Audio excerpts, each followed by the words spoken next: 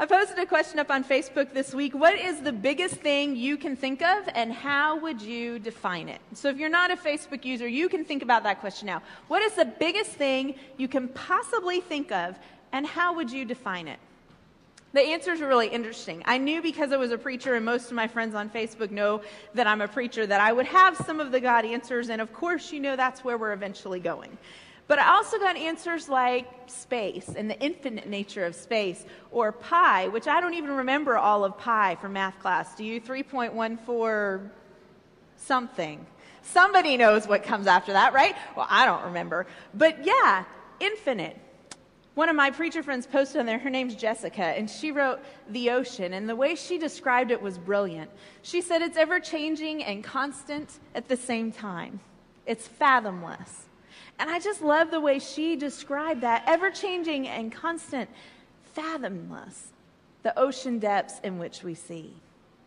Somebody, another friend of mine posted, epic was the word that he had heard a child to describe God's love for us, that God's love for us is epic. And that's not usually a word we put to that, is it? That God's love and grace extends for us for eons, infinite time and space beyond what we can ever imagine. That God's love and grace in our lives, that God is the biggest thing we can possibly think of. And we do struggle to define that in life, don't we? We struggle to define what it means to worship a God that is so big that we can't explain who God is or where the bounds of God are. That struggle starts very early in our lives. And so if you have a child that you're raising in the church, or if you were a child that was raised in the church, this might have been a question that you have wrestled with. I've had many children and youth come to my office, and the thing that they're struggling with is God is so big that sometimes they're even afraid of who God is. Because the vastness of God, something that's so big it can't be defined, is intimidating as much as it's comforting. And it's scary as much as we find security in it from time to time in life. So one of the favorite things I do with children who are struggling with that question is to ask them to draw what they think God looks like. And I'll ask you the same thing. As adults, we don't draw pictures very often. And if I was really brave today, I would have passed you all out a note card and like a pack of colored pencils so that you could draw, while we're sitting here talking this morning, what you think God looks like. But you can start to think about that anyway, can't you? Who is God for you? If God is the biggest thing you can imagine, what does God look like? I asked my own daughter, Emma, this for a class project when I was in seminary. I asked her to draw God for me, and she drew me two pictures. The first was a stick person, old man, grandpa-looking person that you would expect a 5-year-old to draw God like.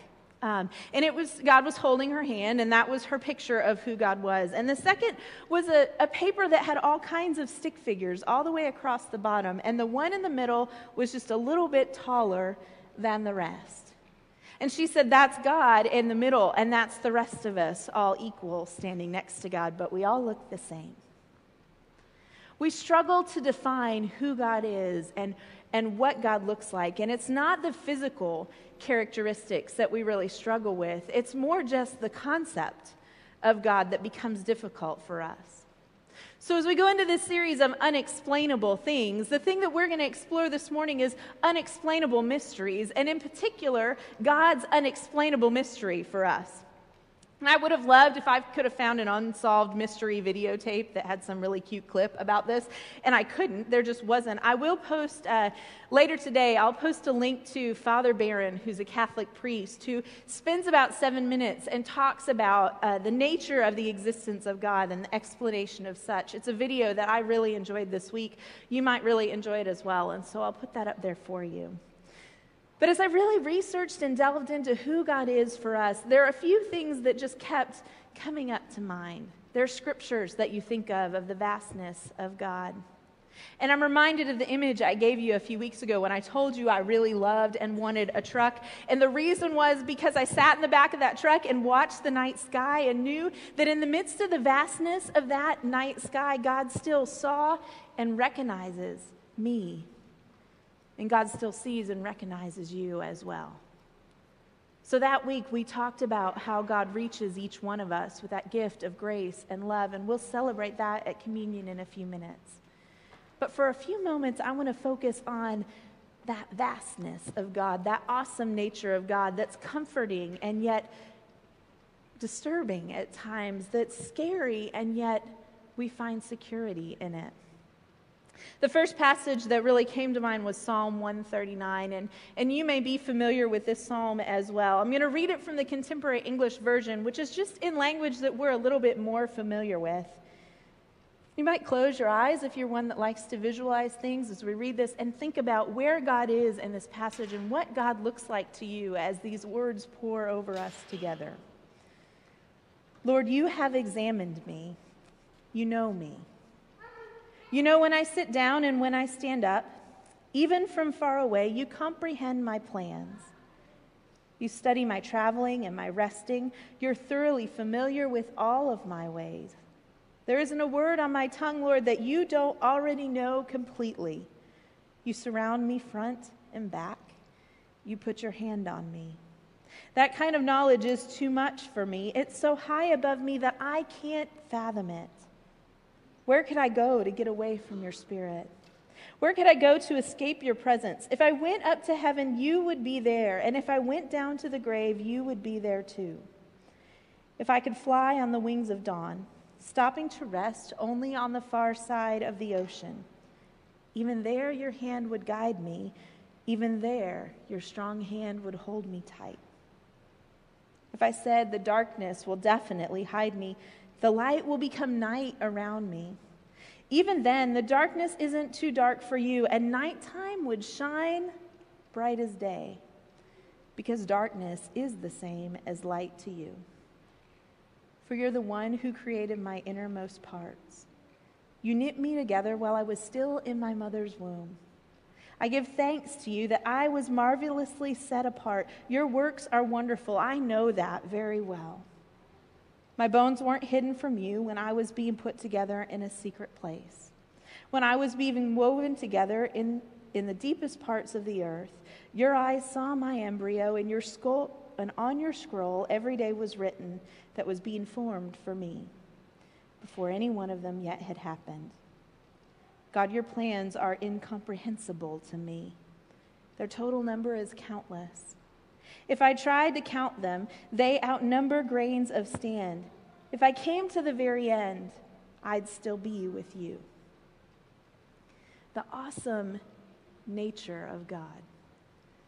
That God doesn't just stand in front of us to guide the way, but God also stands behind us to empower and to encourage us. That God doesn't just stand at our right hand to hold us fast, but God also stands at our left hand so that no matter what might come around us, God has hemmed us in completely. Even in the times when we look for the darkness to hide us from God, that we might be as insignificant as we sometimes feel in life, God still reaches out and grabs a hold of you and of me and says, there is nowhere you can go to escape who I am.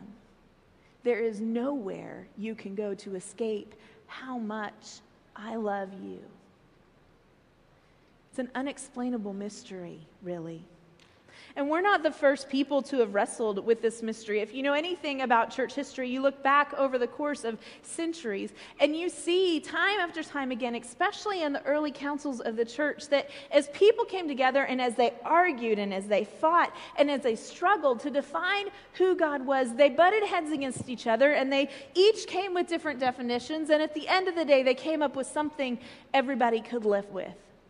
And then 100 years later, in the life of the church, they came together again, and that definition that they found just wasn't working anymore. And so they butted heads again, and they struggled, and they fought, and they came to a new understanding of who God was and how God works, and they said, surely this is it. This is how we'll define a God that's so big that it's incomprehensible.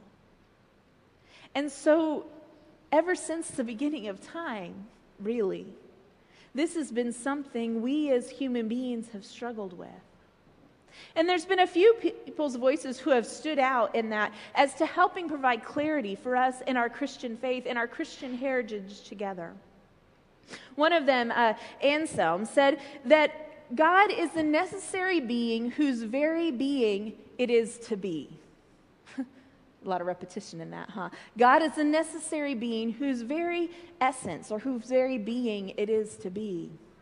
In other words, God is the only thing in the world that exists just to exist. That there's no deeper purpose, that there's no greater something, because God in and of God's self is the greatest purpose possible. God is a necessary being whose very essence it is to be. Aquinas wrote 5 existences for God, and it's a treatise that you can delve into if you want to, but the one that jumped out at me was that God is that which nothing greater can be thought.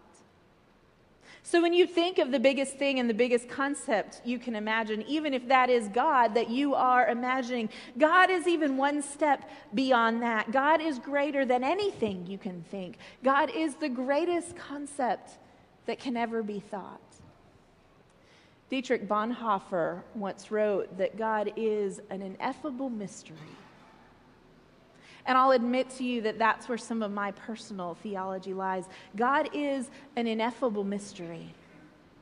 And Bonhoeffer went on to say that the only way we learn anything about that mystery is what God reveals to us through our experiences. God is an ineffable mystery, greater than we can understand, bigger than we can imagine, the very being of which is just to exist in a way that provides creation with fuel for tomorrow. An ineffable mystery by which we will only know because of the way God has revealed God's self to us in our experiences. I guess for me, that's why it's so important when a 3-year-old or a 4-year-old or a 5-year-old comes in, maybe to you as parents or grandparents or neighbors even, sometimes they don't care really who they're talking to. Sometimes they're struggling with something just like the early councils struggled, and they're scared and they're troubled. And they come forward and they say, I don't understand who God is. And when you get them to start to draw a picture, what they actually start to draw is that ineffable mystery that they have started to understand even through those first few years of experience. That's why it's important for you and for I that we have a picture of who God is for us. Maybe not a picture you can put on a wall or hang on a refrigerator, but a picture in your mind's eye of who God is and how God works in the world, because it's through your experience that this unexplainable mystery of who God is will begin to become a little clearer. When I went for my ordination interviews, one of the questions I was asked was, if your theology, if what you believe about God rests in the mystery of God, then how can you rely on anything? And I understand that question. If the thing you're leaning on in faith is the fact that God is a big mystery, then what can you say about God? And I would argue to say that there is much that we can say about who God is and how God works in our lives and in the world. But when your theology rests in mystery, when you understand the vastness of this great God, then you always leave room for the fact that there is yet something else that you have yet to learn and yet to understand, and that there may be a chance that through God's participation and God's guidance in your experiences, your understanding of God might get turned totally upside down. Because that's the way God works. God doesn't provide us with a clear definition and a clear explanation. God doesn't show up and say, this is exactly how I will work today and every day for the rest of your life. Rather, God says, open your eyes and watch for me, and I will be there. Nobody knew that better in Scripture than Moses. I love the story when God first comes to Moses and says, you're going to go free the Israelites. You are going to be the one to go talk to Pharaoh. And Moses comes up with every excuse in the book. That's why I love Moses, right? He's human like you and like I. He comes up with every excuse in the book. God, I don't talk well. God, I don't know where to go. God, what if I show up and they don't believe that you sent me? What if I get there and they ask me questions and they ask me for a definition? Moses says to God, if I now come to the Israelites and say to them, the God of your ancestors has sent me to you, they are going to ask me, what's this God's name? And what am I supposed to say to them? God said to Moses, I am who I am. So say to the Israelites, I am has sent me to you. I am who I am. A God whose very essence is just to be in the world around us. A God for which nothing greater can be thought. I am who I am. You don't need more words than that. I am who I am. A mystery that you will learn through your own experience, that you will start to understand. And tomorrow, I might open up a new doorway and you might start to understand a little more. Jesus used those same words, especially in the Gospel of John. Those I am sayings come back over and over again. Things like, I am the bread of life. I am the light of the world. I am the salt of the earth. I am the living bread that's come down from heaven for you. I am the true vine and you are the branches. I am the good shepherd. I am the gate of the sheep. I am who I am.